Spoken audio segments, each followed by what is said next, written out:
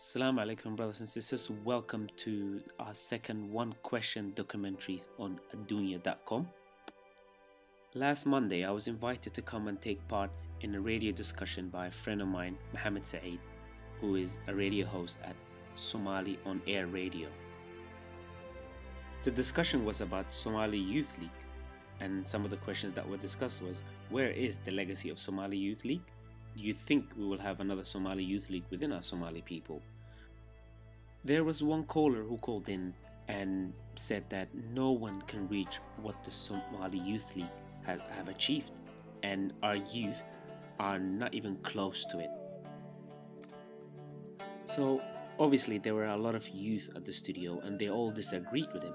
So I thought, you know what, let me just get their opinions together and show it to you guys.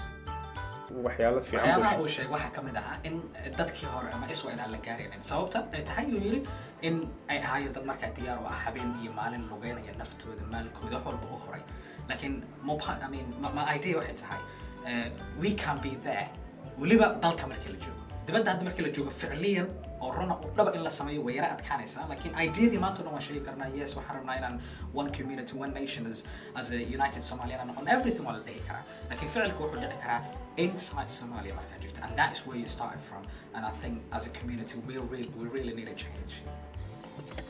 Apparently I believe to myself if we stick together, you know what I mean, but one person cannot do nothing apparently. But if we stick together as a Somali Somali, apparently we can do better. But we cannot be at least Muslim karno like in waxaan taageerayna inaan daafno oo wax kale different when magaratay wadankii uu sameeyno.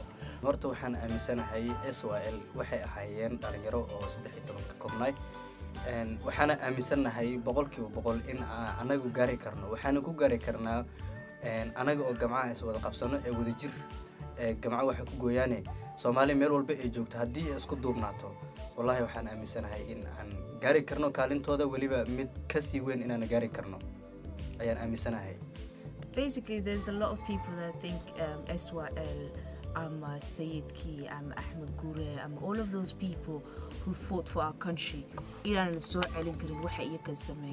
And somehow I think it is a subconscious thing that we do because we want to keep them a high status. So if other people can achieve what they can achieve, then they no longer be extraordinary people. They just become ordinary people. I think as a community, we can do it.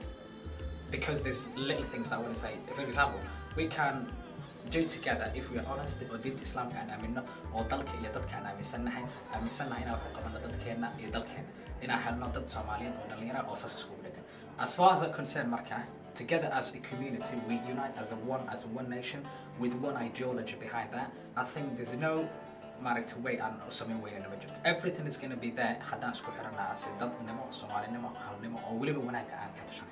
Agree because way dhici kartaa in la gaaro like maanta heerka la joogo like dad badan oo wax bartay ayaa jira oo like oo laga chance badan yahay dadkii berigii hore so waa la gaari karaa laakiin waxa loo gaari karaa wali haday meesho qabiilkii wixii ku jiro wax ma hagaagay so aan waxaan aaminsanahay wali qabiilka ilaa intuu joogsanayo wax la waxayn karaa ma jirto 10 urur hadii macal la sameeyo so marka maalinta qabiilku joogsado horumar kasta waa la gaari karaa taas aan aaminsanahay horta somehow ama dhinac fiirisid xaq buu leeyahay inuu yiraahdo maxay laakiin anisa aaminsanahay waa la gaari karaa dad bini aadan bay ahaayeen ilaa 9 bilood bay ku dhasheen 9 bilood baa ku dhalanay waxba ma dheera laakiin se waxa ku kalifan waa wax jira maxay yeelay dhalinyaradaas xilligaas dhibaatada iyagu ku jira ayay haddana kartidooda muujiyeen inay dhibaataas ka dhex bixi karaan halka dhalinyaradeena maanta jirta anagoo ka fursad badan waxbarashada ay haysteen SYL aan haysanaysan nolosha ay ku noolaayeen way ka adkeyd marka dhinaca kale marka ka eegteedna fikradda waxa ku dhaliina way jirtaa laakiin waa la gaari karaa anigu aaminsanahay ka shaqsiyan say ku gaari karnaa siyaabo kala duwan lagu gaari karaa waxa lagu gaari karaa midow in dadku isku yimaadaan taas ayaa aaminsanahay anigu. And of course that's an old culture apparently, but every magaratay cultures were different. This culture nowadays apparently they're really different to the older culture.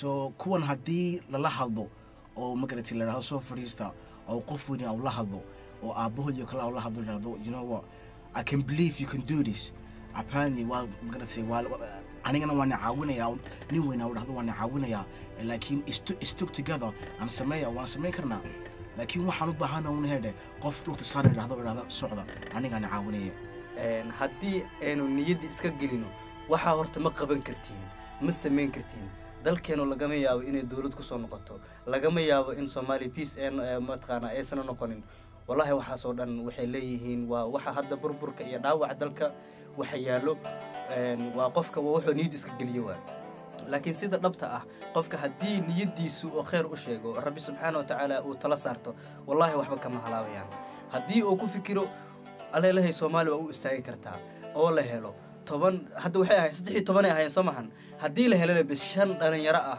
oo isku qalbi ah isku mataqaana isku niyad ah isku mataqaana isku ra'yi ah waxaan aaminsanahay runtii in Soomaalida meel walba ay joogto kulli sida hadda aan ogahay wallahi they got tired yani waa daaleen intaan hadda wax u dhiman ma lahan they need only peace oo kaliya u baahan yihiin marka peace wuxuu ku iman karaa give them chance waqti si waxa ilaamnay what is we forgetting in order if you want to really honor those people is to keep their legacy alive, not to turn them into some next angels that we can't reach, okay? If, like, a lot of people may be saying now, oh, you can't bring back what SYL did, or you can't bring back what the Sayyid did. Now, if the Sayyid or the SYL people was to hear what you were saying, they'll be very, very ashamed of you. And you may say this out of love for them, but as a matter of fact, you're actually disrespecting them. Because in that case, you're saying what they achieved is just a miracle. It wasn't a miracle. They were ordinary people with an extraordinary mission. That's just the way you need to be.